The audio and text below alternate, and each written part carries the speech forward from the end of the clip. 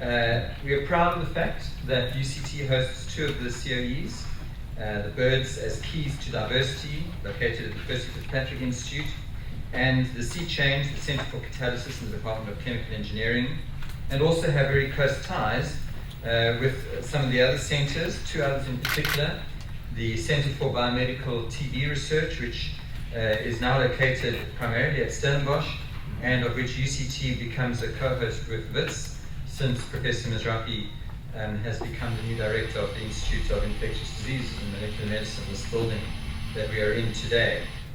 And the other centre is the ACCESS, the Applied Centre for Climate and Earth Systems, hosted by the CSIR, and since this year, Professor George Philander of the Department of Oceanography is the Research Director of ACCESS. So we welcome all of you and the other Centres of Excellence, the Epidemiological Modelling and Analysis, hosted by the University of Stellenbosch, the Centre for Strong Materials, hosted by the University of Witwatersrand, Tree Health Biotechnology, located in the Forestry and Agriculture and Biotech Institute at the University of Pretoria, Invasion Biology, hosted at the University of Stellenbosch, and we also welcome the National Institute of Theoretical Physics, in regard to which Professor Scholz of Stellenbosch University will also be making a presentation today.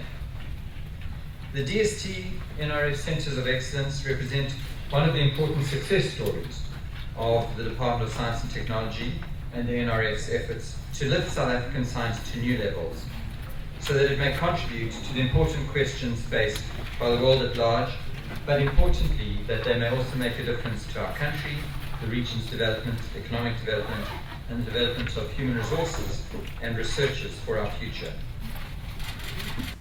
Thank you, Dr. Price, and from my side, Minister, welcome. Nice to have you with us. And a warm word of welcome to everybody in the audience today. We have many people from the university sector, and I thought what I would do today is just give you a little bit of sense of what we're trying to achieve with many of the instruments that we have. Some of these will look familiar to you, and I'm not going to go through them in detail, but the idea is that we're trying to build instruments that are going to support the next generation of researchers, all the way from student funding through our various mechanisms, going to grow the number of emerging researchers in the system and make sure that we have adequate support available for the established researchers in the community.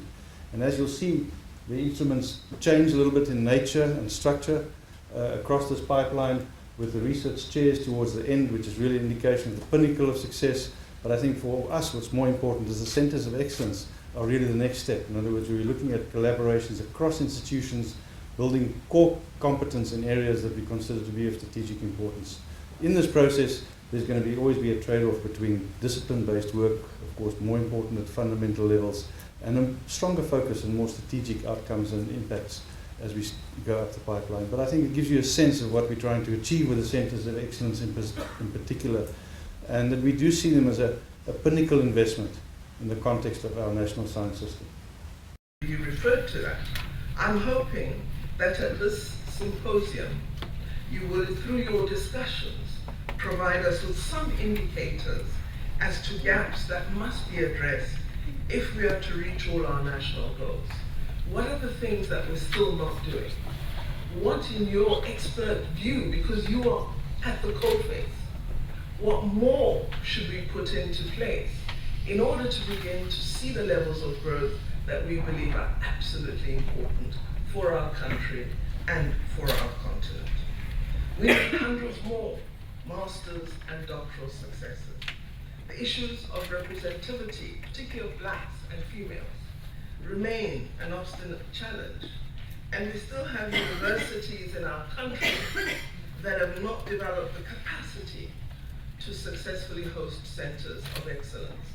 So if I wish to grow the centres of excellence to 30, do I place them all at the existing hosts?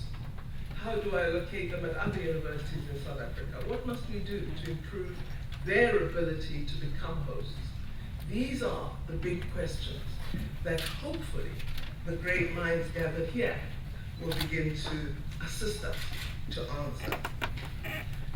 As we today correctly celebrate the progress that has been made in the Centres of Excellence, we also have to devote time to considering what more must be done. to increase participation, to change the profile of science and technology actors in South Africa.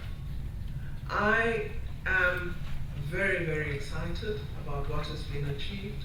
The report of the panel that looked at the centers is an extremely encouraging one. It suggests the model is one which does work. And so I think what we are going to be doing from today onwards is merely answering the question, what should science and technology do in order for us to have increased success? I'd like to conclude my brief remarks by thanking you all and congratulating particularly the heads of the Centres of Excellence for the sterling work that they've done thus far.